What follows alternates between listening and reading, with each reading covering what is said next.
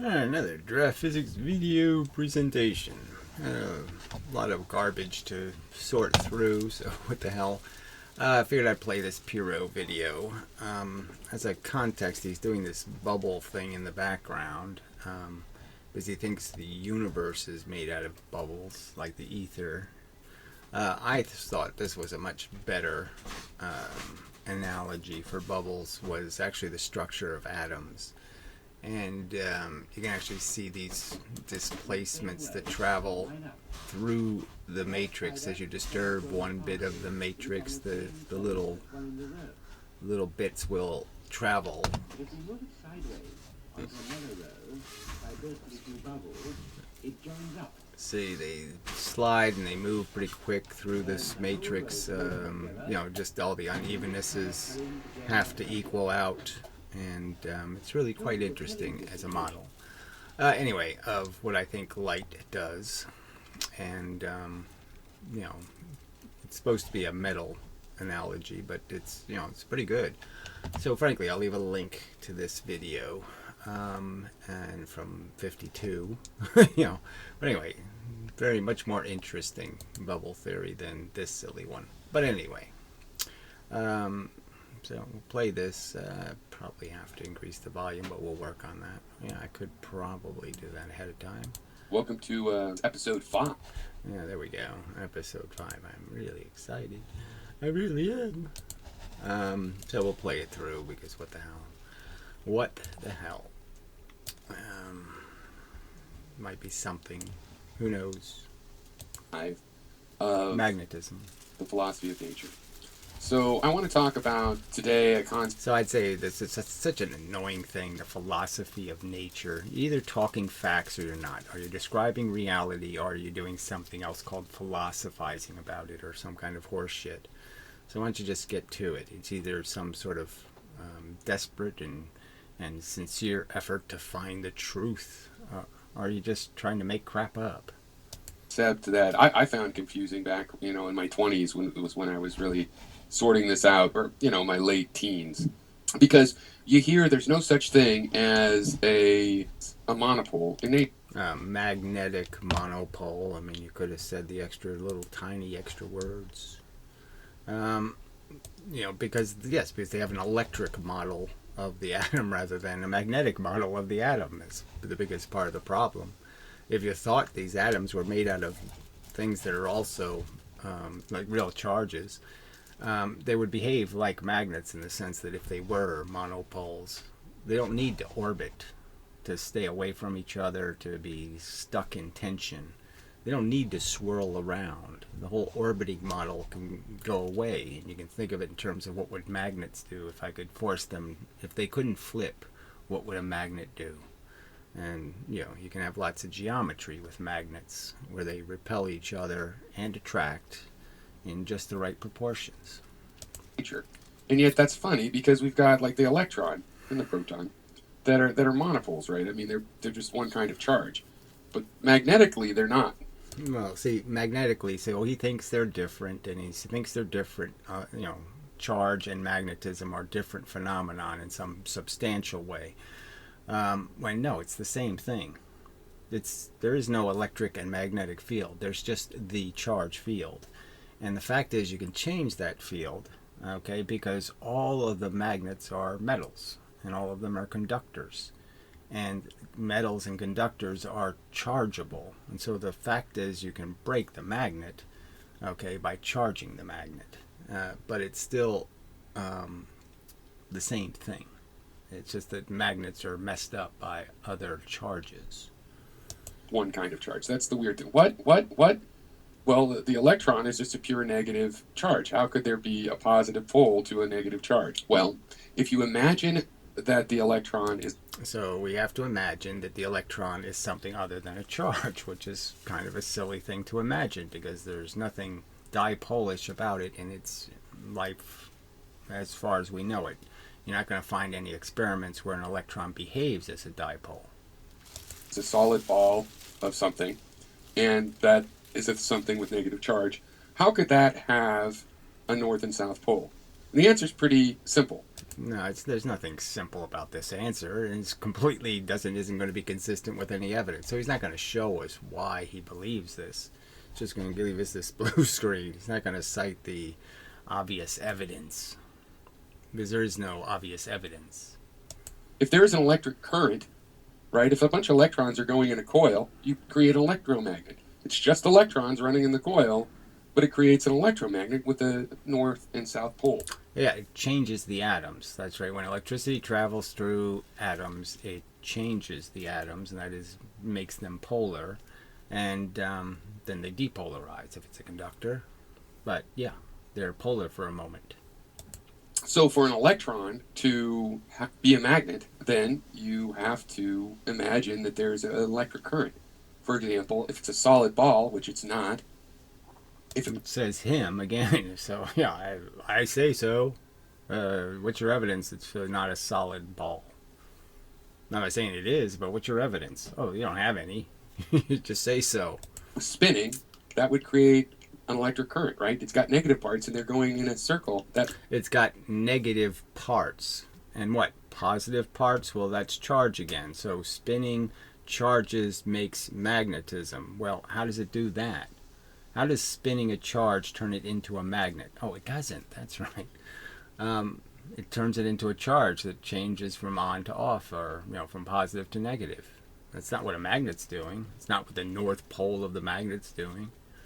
Makes an electric current, a little microcurrent, which has a north and a south pole, and you can test what some other kind of north and south. So like north and south is somehow different than positive and negative. So now we have to figure out, well, how are the two things different? How's the magnet different? How's north-south different from positive and negative? And unfortunately, the only way to test it is to put the metal in the proximity of a charge, which makes it charge, which makes it not work as a magnet anymore. But the magnetic,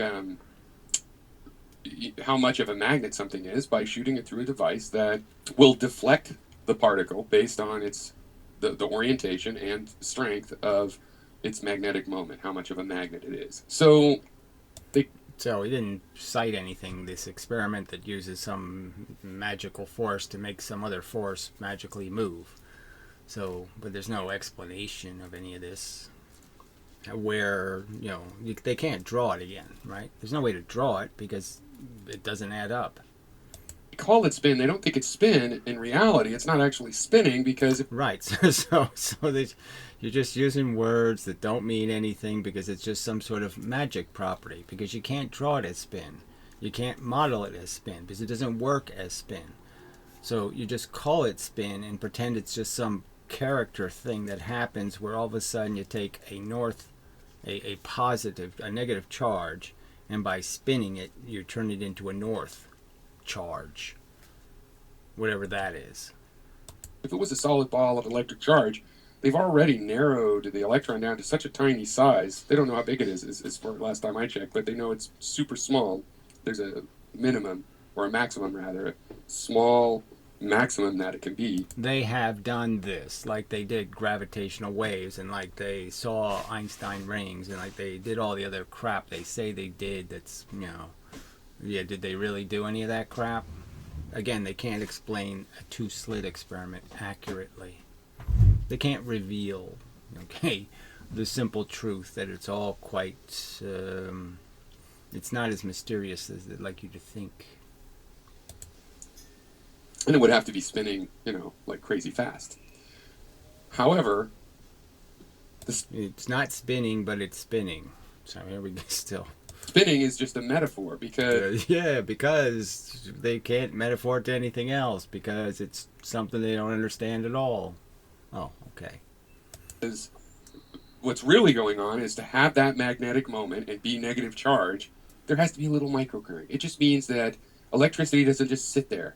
Right, so he's saying that this magnet, so somebody linked to Bill Gates' video, so I should play this in the middle of this, But anyway, this little magnet, has all of this energy. That is, it can reveal an awful lot of, look at this stupid thing. This cigarette magnet is so strong, it picks up batteries, picks up all kinds of crap. And so all the time it's got this huge amount of energy in it. All right? This huge amount of energy. They could smash things together like that, make all this sound, do all this crap, all that energy. Because constantly it's got swirly shit in it. Forever.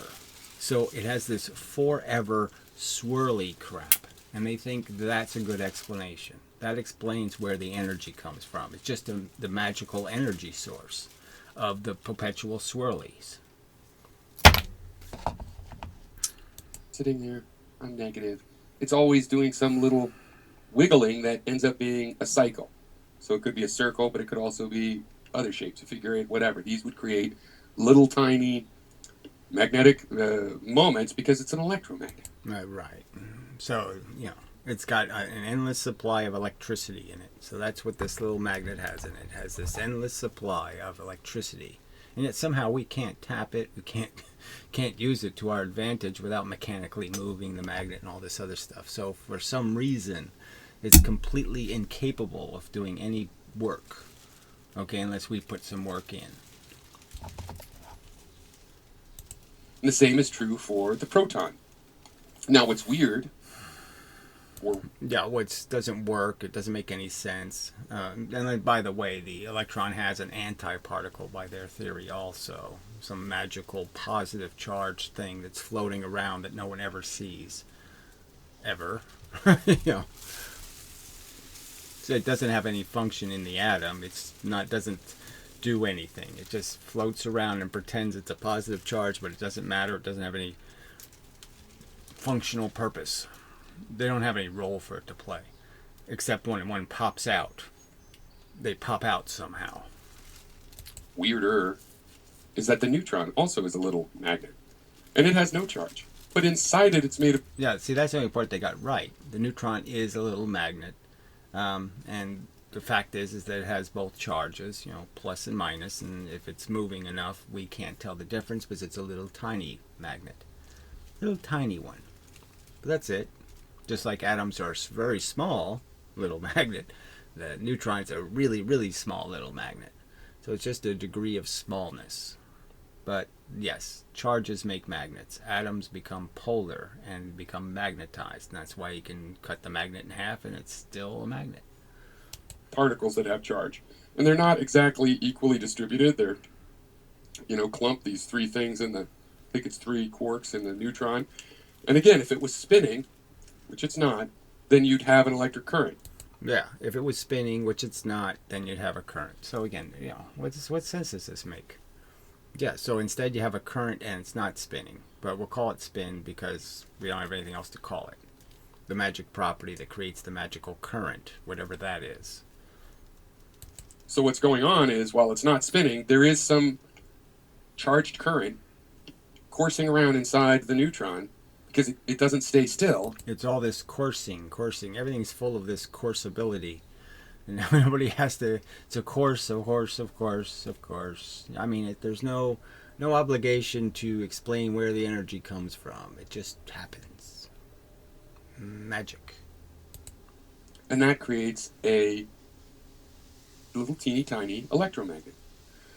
And they call it spin because basically if you had a billiard balls or a little tiny BB was the electron and it was spinning, you could create... Right, and then we could have a magical source of energy because everything would be spinning, and somehow if something's spinning, we could somehow tap the spin and steal some free energy. But no, it's not the way it works. An electromagnet that way. What they know is that it is a little tiny electromagnet. Right, because that you can detect. You can shoot it through a detector, and shoot it through a detector. Just more. Okay, sure. What does that mean? Oh, you shoot electrons through the detector, and the detector detects the fact that negative charges are flying by because it's getting hit by the north field. Yeah, the negative force. And see from the deflection that it has a little tiny magnetic moment. It's a tiny... Yeah, now if it was a tiny magnet, then it would do it would stop it. It would do both things. It wouldn't do just the one thing. It only acts as one kind of magnet. An electron only acts as an electron, as a north magnet. It doesn't act as a south magnet. Can't make the electron move towards the north pole of the magnet. Any little magnet has a north pole. It's not a magnetic monopole. Now they're still trying to isolate and analyze this concept of a magnetic monopole. Bizarre, but they're going to keep looking in all the wrong places, and so they'll never find it. And it's, kind of silly. There's various people who would admit that you're going to always have a north and south pole that still have tricks. I've seen some videos recently about how to separate these magnetic poles from each other effectively, basically through techniques, through kind of more bullshit that only lasts for a billionth of a second, blah, blah, blah, blah, blah, blah. So, more, let's call something a new particle because it lasts 1/1000th of a second. It's a particle. crystalline mathematic techniques so they could be studied, and maybe they'll find that there's some sort of a monopole. Like there's some sort of an absolute zero. Yes, the electron and the proton are the monopoles. Atoms become magnetized. Atoms cause magnetism. Just the way it is. And they do it because they have charges in them.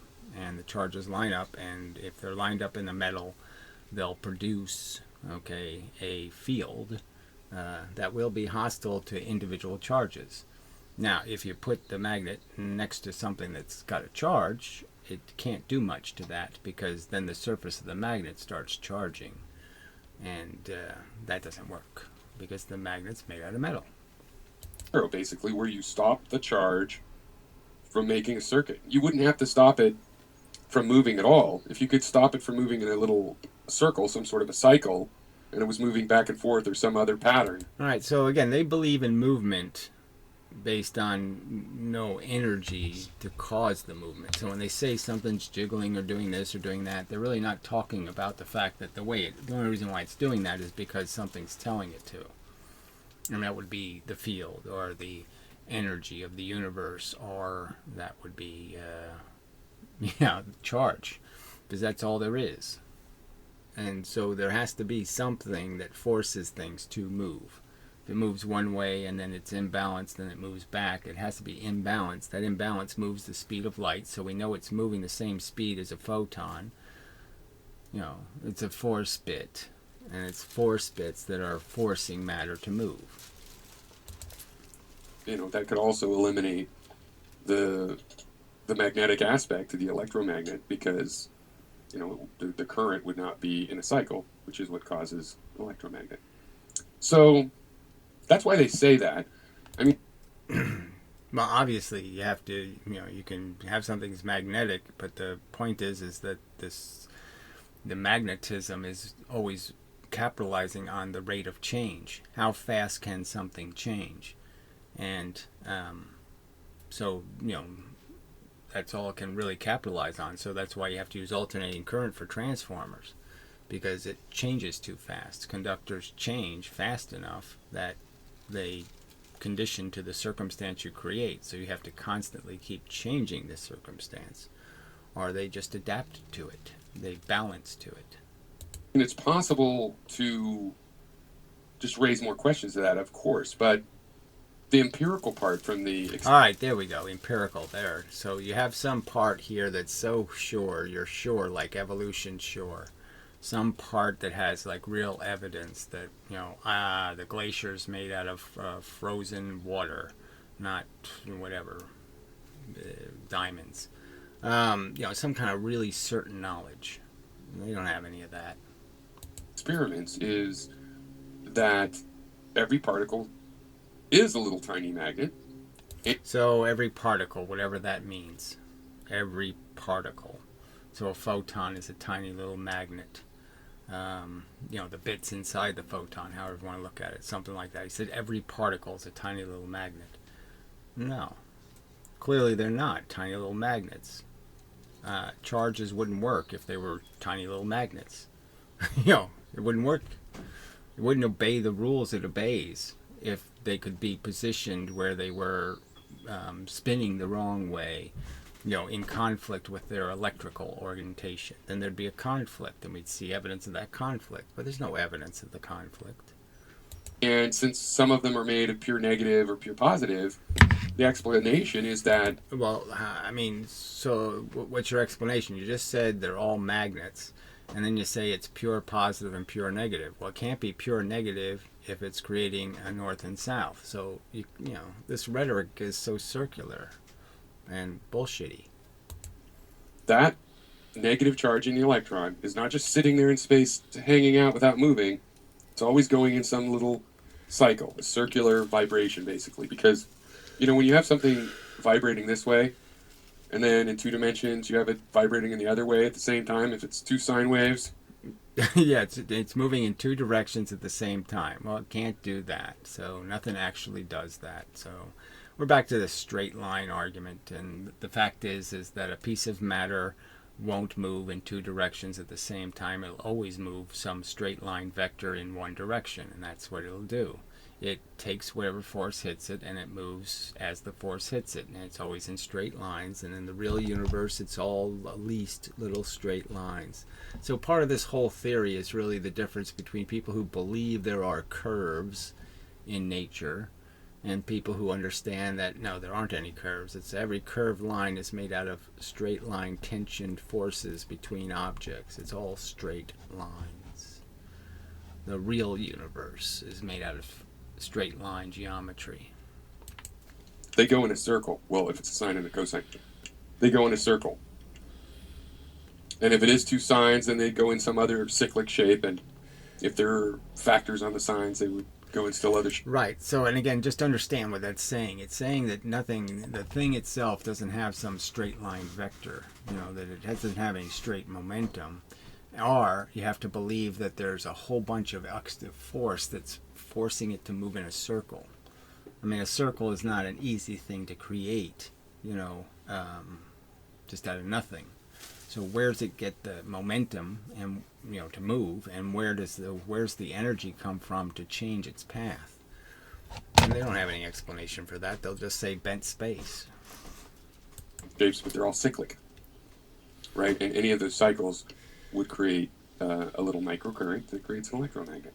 So that's why they say. So again, no explanation of how this microcurrent actually causes magnetism. How does it create the phenomenon of a north or a south face of a magnet?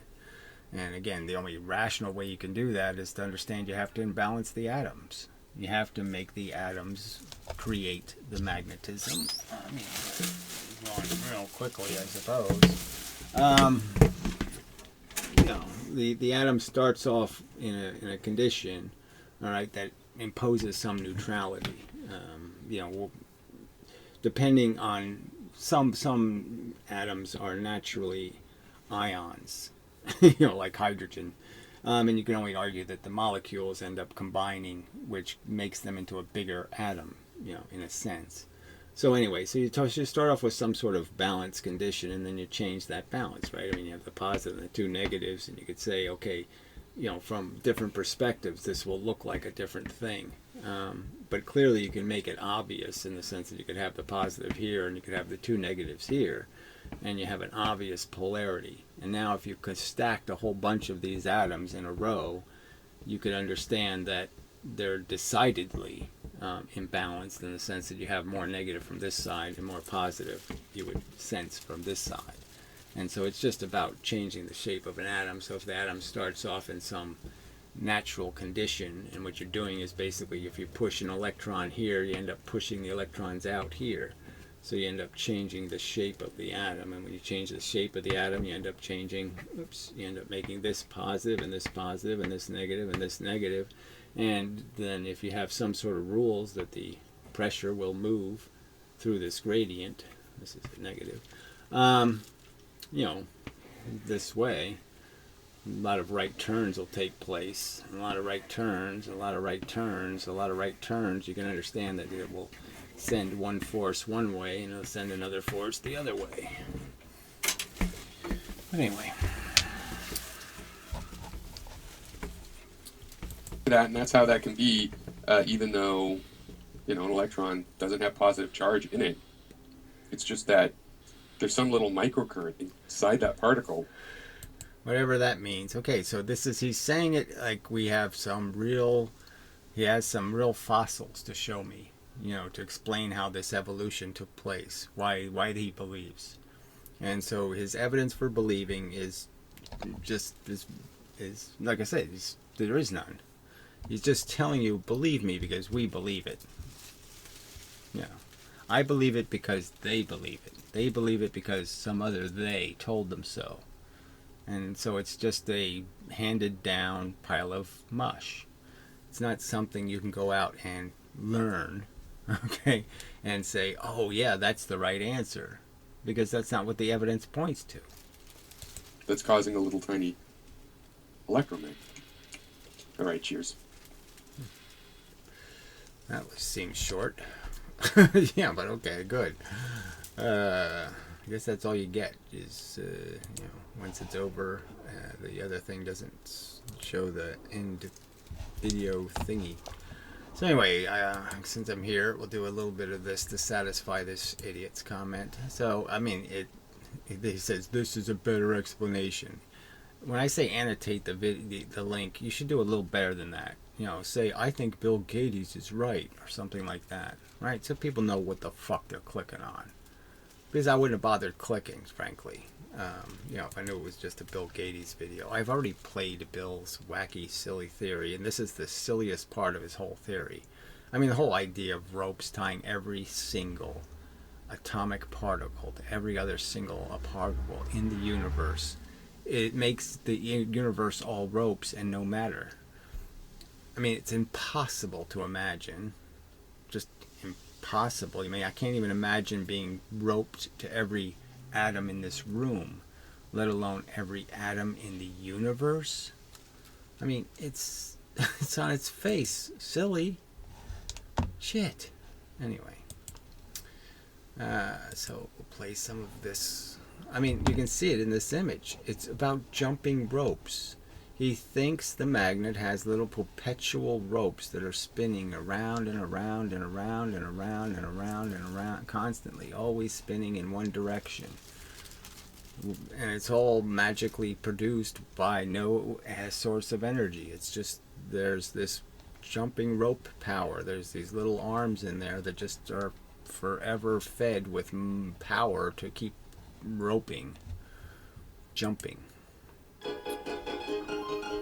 Yeah, it's the right kind of music, actually.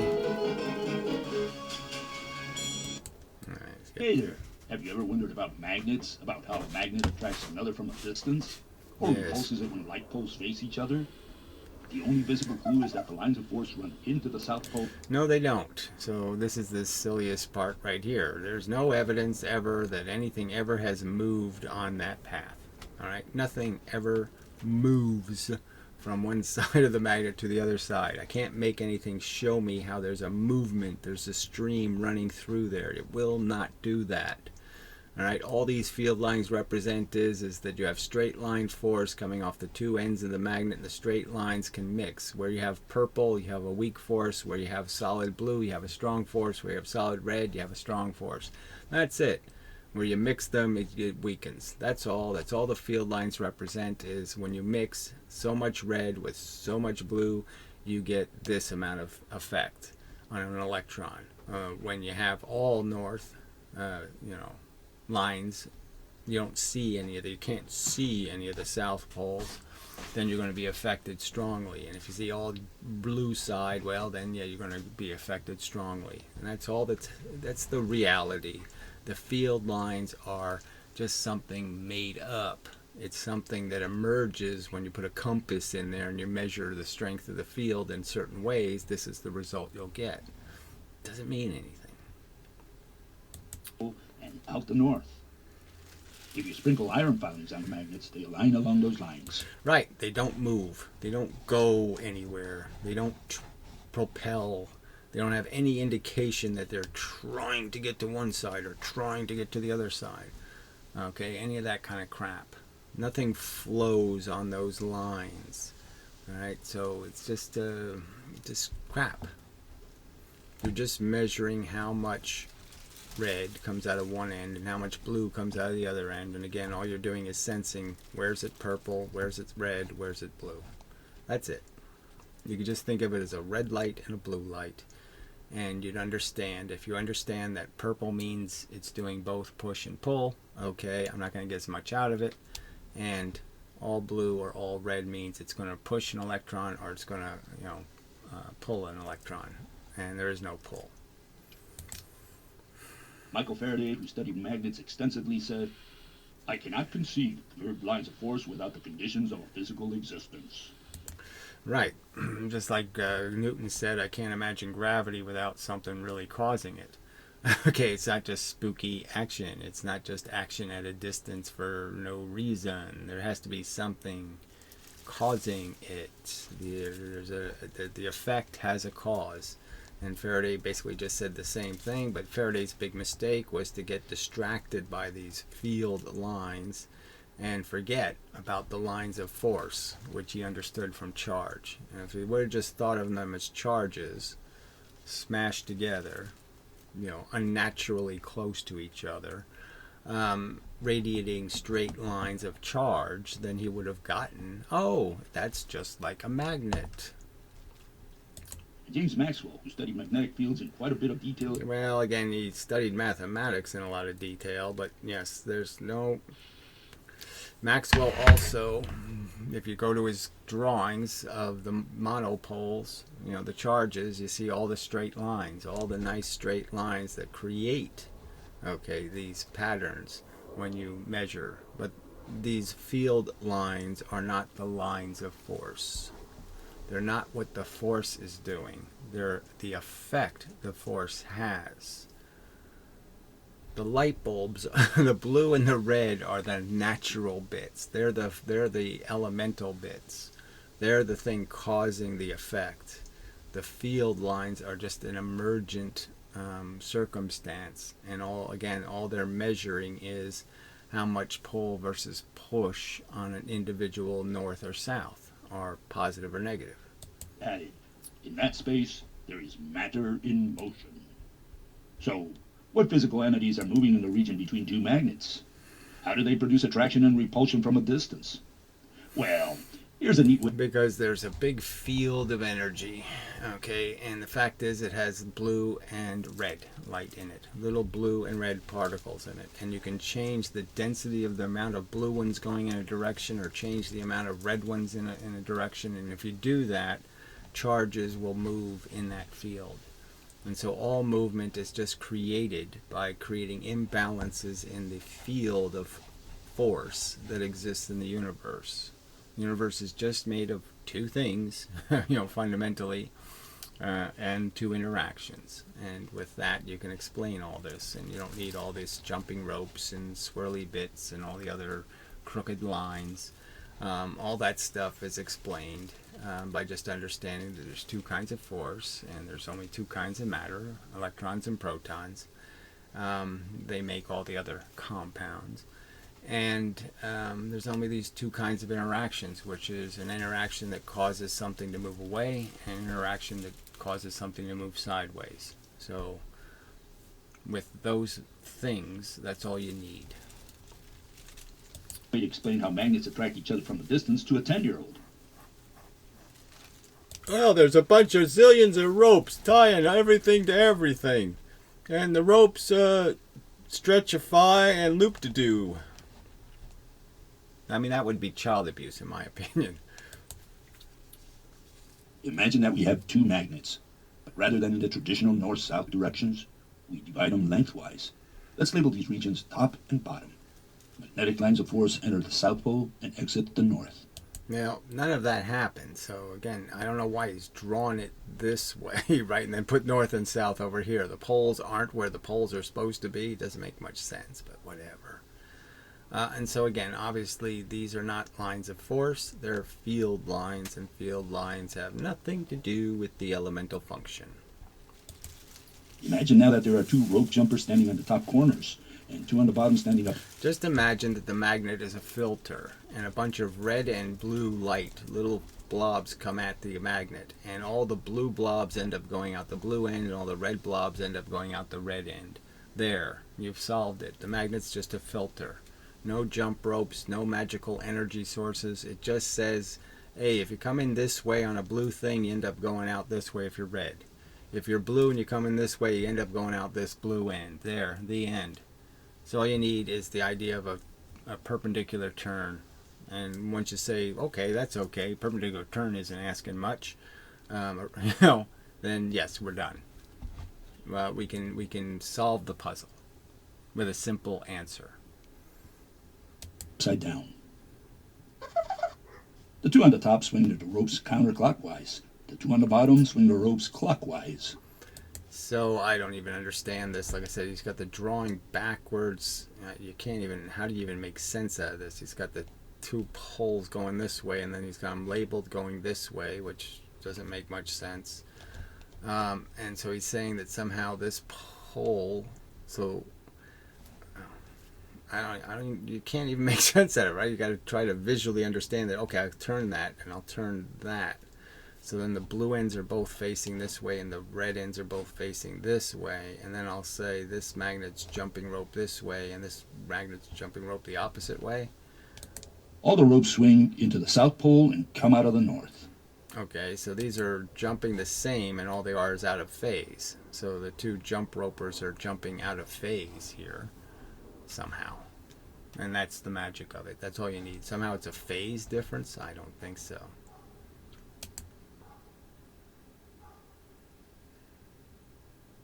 When the magnets are close together, the rope of the jumper on the top pulls on the rope of the jumper of the other magnet.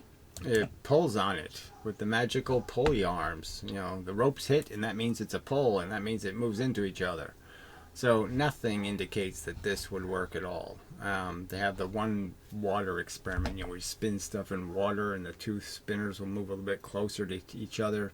It's incredibly weak force, and it's only being caused by the obvious circumstance where, when the two flows are in the same direction, it's creating a high pressure. It's pushing more fluid out, so there's a little bit of a low pressure below it, and then move into the low pressure. It's not a big, huge surprise.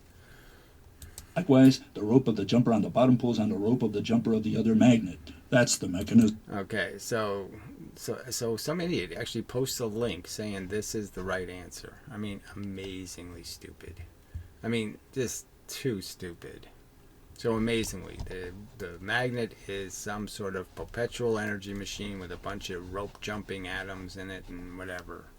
And somehow, even though that makes no sense, two ropes bang into each other, therefore we're attracted to each other.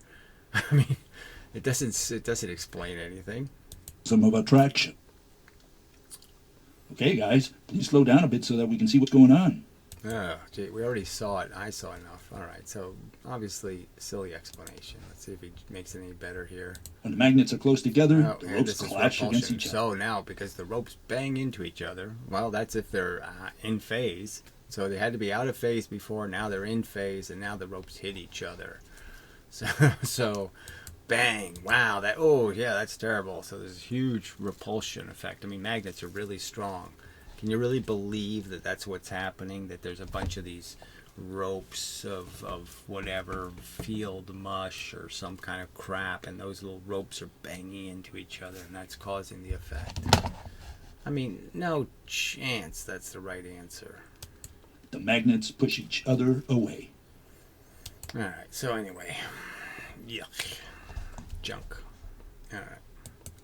That's enough of that. So that was just totally unrewarding. But whatever. It's life. And so we'll go back to this video. This is a good one. One drives the other before it. An impurity atom can be represented by a bubble of the wrong size. It interferes greatly with the movement of dislocations, and it's a center of trouble. So it's really neat. They did this bubble thing very scientifically. If you push the water out exactly out of a nozzle at exactly the right speed, you get exactly the same size bubbles. And they really do find a geometry. But the geometry is just a tiny bit off. So over a distance, they eventually have to break into domains. So it kind of explains magnetic domains really well, because it does form these crystals that end up being in alignment and then out of alignment, and there's always a seam, where they call it a dislocation. and on those seams, you can see a lot of movement, where the atoms readjust, and it's that little readjustment that looks kind of like what electricity would look like, or what maybe even the creation of a photon might look like.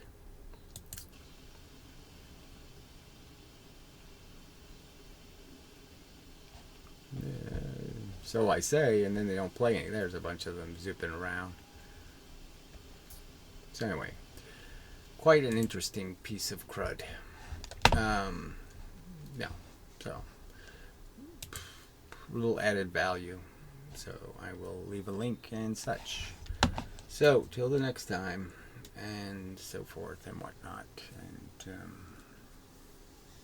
yeah, I mean, I won't bother giving you the alternative explanation for a magnet is, like I said, it's just kind of easy. It's this simple mechanism. It doesn't bend. What you would say is something you could sensibly understand. All right. So here's the magnet, north and south, and the simple idea is that the magnet, as we kind of know, is made out of a bunch of little magnets inside of it. Okay, so all the atoms are bent in the same direction. That is, they have the same, they've been squished. Okay, they've gone from round to some other shape and changed their polarity, and that change in their polarity means that for all the little atoms inside, whatever hits the atom here, okay, say a green comes in here, it ends up being channeled by the atoms into moving that way. And if a yellow comes in this way, it gets channeled down the yellow path. Okay, so it tends to push the blues out the blue end, and the green end, and the yellows out the green end. Now, if you know that greens already, they automatically reflect off of green. So everything green that comes from the universe reflects back off the green end. Everything green that hits the yellow end gets channeled. So you have not only all the reflected greens, but now you have all these channeled greens. So you're segregating, essentially, the greens from the yellows. It's the same thing's happening to the yellows. The yellows all reflect. Anything from the field that's yellow reflects out. And any yellow that goes into the green ends up coming out this side. So you end up with all yellow coming out one end, and all green coming out the other end. And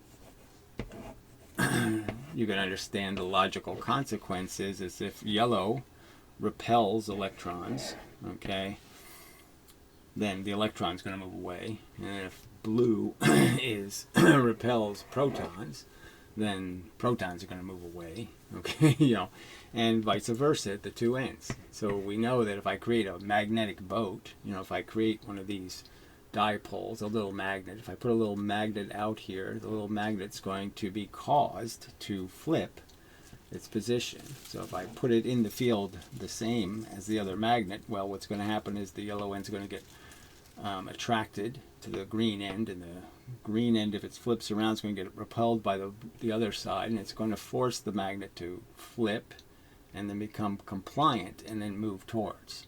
So, I mean, obviously, if it's this close, it's just going to flip to the green end, and the yellow end's going to go towards the green end. And through the same mechanism, right? So you could draw a field line, like what does another magnet do when I put it out here? And you could say, okay, I'll give it a direction because electricity has a direction. But there's really no direction here. There's nothing's moving along that line. That's just the line that a boat lines up in. Another magnet lines up in. So if I put another magnet in here, the magnet will line up that way. And that's what an iron filing becomes, is another magnet. And the trick to the iron filings, as I've explained, is that they become magnets that are exactly the opposite. They line up to be the opposite of the magnet that induced their magnetism.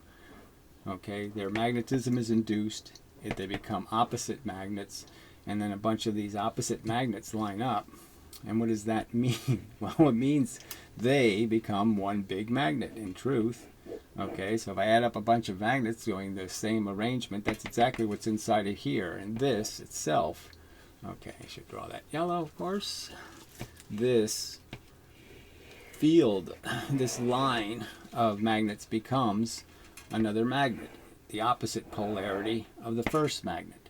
But every one of those I create, right? So if I can go further and further out and make them, they're all this kind. So they all repel each other because they're all going to be yellow, green, yellow, green, yellow, green, yellow, green instead of green, yellow. So all the lines repel each other, and that's why you end up with distances between them.